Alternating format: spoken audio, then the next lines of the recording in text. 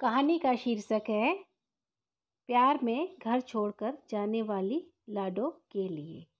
मैं Ambala railway station पर अपने पति का इंतज़ार कर रही थी कि तभी पीछे से किसी ने पुकारा, दीदी क्या मैं आपके साथ बैठ सकती हूँ। मैंने पीछे मुड़कर देखा तो एक लड़की हाथ में सूटकेस और एक हैंडबैग लिए हुए खड़ी थी।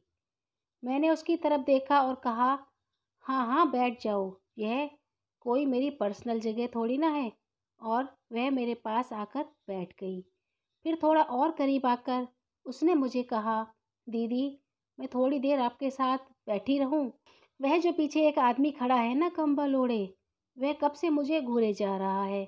मैंने पीछे मुड़कर देखा तो सच में एक आदमी उसे घूर रहा था। जब मैंने उसकी तरफ देखा तो वह थोड़ा सकपका सा गया। फिर मैंने उस लड़की से कहा, तुम ठीक कह रही हो, आओ तुम मेरे पास आकर बैठ जाओ। और थोड़ी देर हम दोनों ऐसे ही झूठ मूठ का दिखावा करते रहे, बात करने का।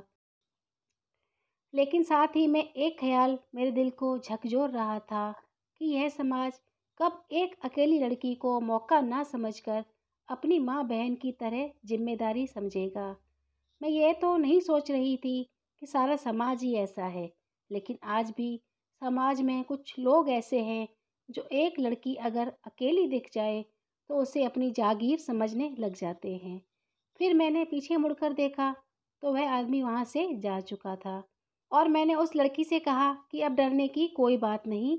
वह आदमी चला गया और फिर उसने एक लंबी गहरी सांस ली और बोली, थैंक गॉड, मैं तो बहुत डर गई थी।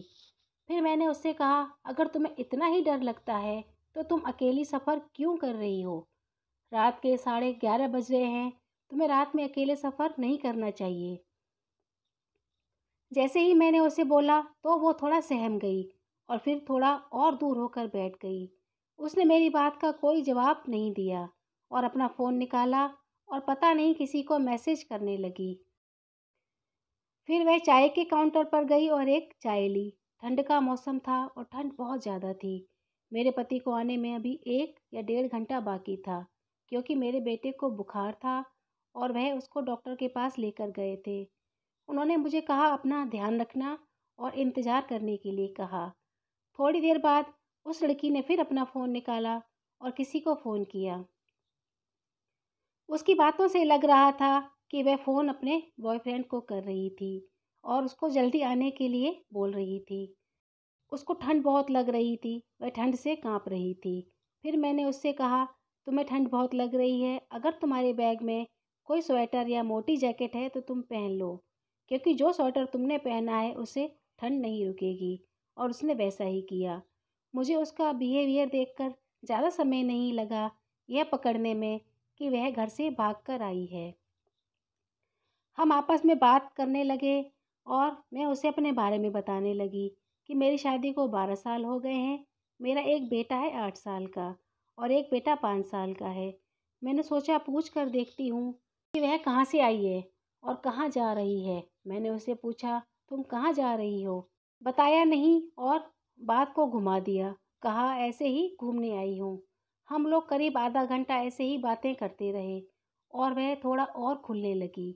फिर उसने आखिरकार बता ही दिया कि वह घर से भागकर आई है अपने बॉयफ्रेंड के पास और वह कोर्ट मैरिज करने वाले हैं। ओहो, मैंने उससे कहा, अच्छा तो यह बात है, तुम भी लव मैरिज कर रही हो मेरी तरह। तो आपने भी लव मैरिज की है दीदी। उसकी आंखों में चमक आ गई। जब मैंने उसे कहा तो वो और ज़्यादा ही खुल गई। लव मैरिज का भी एक अपना ही मज़ा है दीदी। उसे लग रहा था कि वह वाकई में बहुत अच्छा काम कर रही है। फिर मैंने उसको बोला कि बहुत देर हो गई, अभी तक तुम्हारा बॉयफ्रेंड नहीं आया।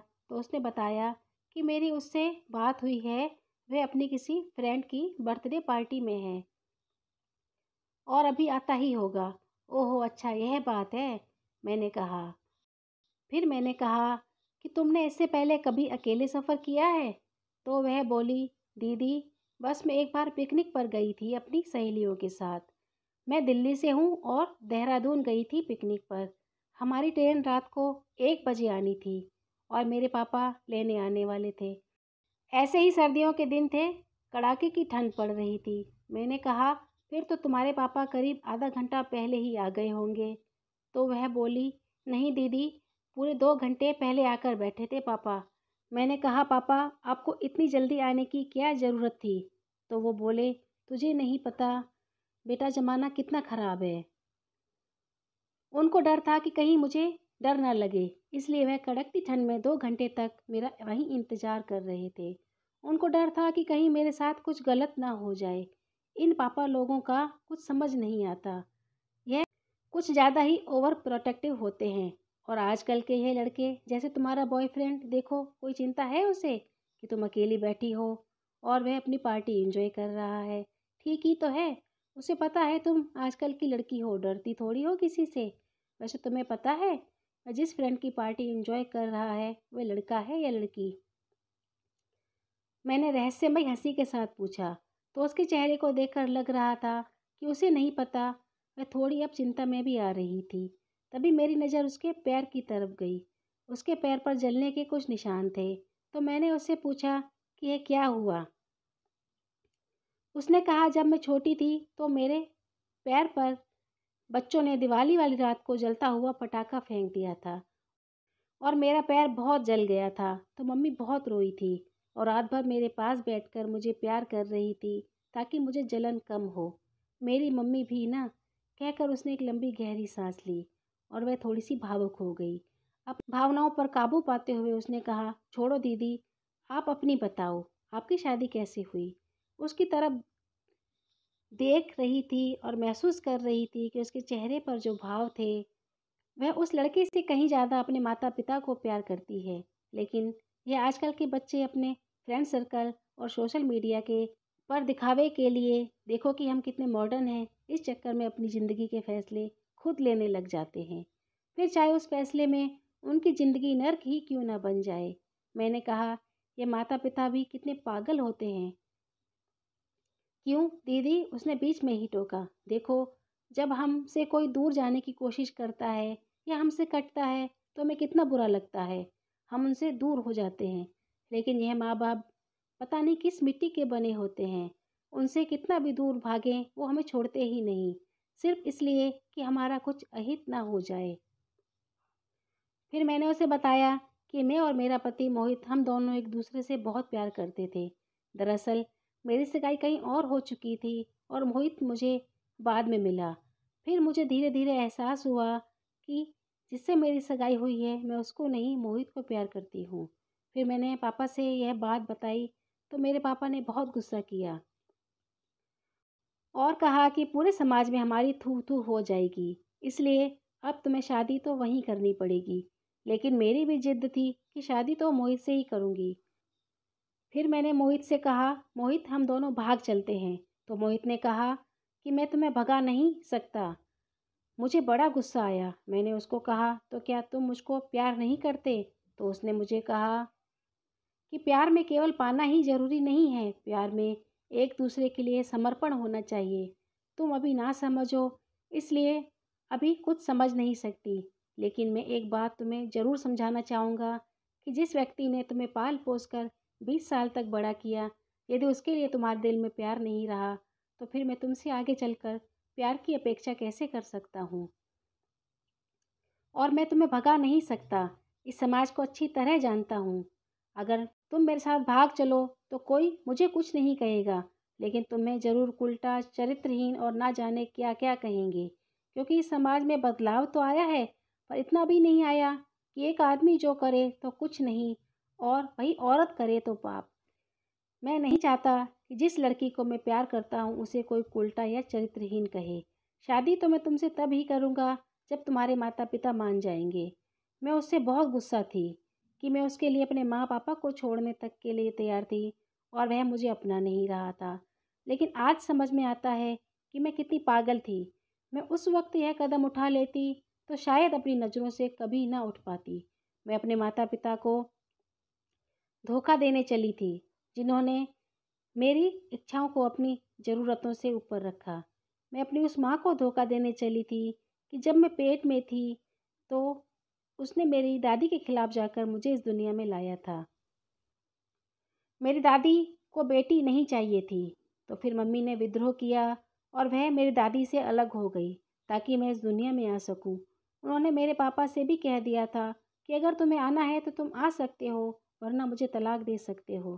फिर मैंने अपनी मम्मी पापा से कहा कि जिस लड़के से मेरी सगाई हुई है मैं उसी से शादी करूँगी। लेकिन मेरे मम्मी पापा कहीं न कहीं ये बात जानते थे कि शायद मैं उस लड़के के साथ खुश ना रह पाऊँ। फिर उन्होंने उस लड़के को बुलाया और कहा कि बेटा, बुरा मत मानना, मेरी बेटी किसी और को प्यार करती है। अगर मैं उसकी शादी तुमसे करवा भी देता हूँ तो वह तुम्हारे साथ खुश नहीं रह पाएगी और न तुम्हें खुश रख पाएगी। इसलिए माफ़ करना, मुझे अपनी बेटी की शादी वहीं करनी होगी जिसको वह पसंद करती है। और फिर मेरी शादी मोहित से हो गई और आज मैं बहुत खुश हूँ। मैं ईश्वर से प्रार्थना करती हूँ कि मोहित जैसा लाइफ पार्टनर ईश्वर हर किसी को दे। अभी भी मोहित के मैसेज पर मैसेज आ रहे हैं कि तुम ठीक तो हो। मेरे से ज़्यादा उसको मेरी फिक्र है। यही तो प्यार है कि हम जहाँ भी हों एक दूसरे का पूरा ध्यान रखते हैं। अरे देखो, बातों बातों में वक्त का पता ही नहीं चला। अब बहुत देर हो गई है और देखो ना, तुम्हारा बॉयफ्रेंड, उसने तो एक भी मैसेज नहीं किया कि तुम ठीक हो या नहीं। मेरे चेहरे पर फिर वही रहस्यमय हंसी थी और वह शायद अब मेरी उस हंसी को समझ रही थी कि मैं उसको क्या समझाना चाह रही हूँ। फिर उसने कहा, दीदी आप बताओ, मैं जो कर रही हूँ वह ठीक है या नहीं। मैंने उसे सिर्फ इतना कहा कि देखो, तुम मुझसे बहुत छोटी हो और इसलिए मुझे तुम्हारे अंदर अपनी छोटी बहन ही नज़र आ रही है। तो मैं तुमसे सिर्फ इतना ही कहूँगी कि तुम आंख बंद करो और तराजू के एक पलड़े में अपने माँ बाप को रखो और दूसरे में अपने बॉयफ्रेंड को। फिर देखो कौन सा पलड़ा तुम्हें भारी नज़र आता है, तुम उसकी तरफ ही झुको। फिर उसने थोड़ी देर कुछ सोचा और अपना फ़ोन निकाला। उसने फ़ोन अपनी माँ को लगाया था। फ़ोन पर उसने कहा, मम्मी, यह जो पलंग पर लेटर पड़ा हुआ है, प्लीज़ को आपको मेरी कसम है आप उसे मत पढ़ना, फाड़ कर फेंक देना। फ़ोन स्पीकर पर था। वहाँ से मम्मी की चिंताजनक आवाज़ सुनाई दे रही थी, तेरे कमरे में आई हूँ, तू अपने कमरे में नहीं है। मेरे तो हाथ पैर फूल गए हैं चिंता के मारे। बेटा, मुझे फ़िक्र हो रही है तेरी, तू कहाँ है? तो उसने कहा, मम्मी, मैं अपनी फ्रेंड चित्रा के घर स्टडी के लिए आई हूँ।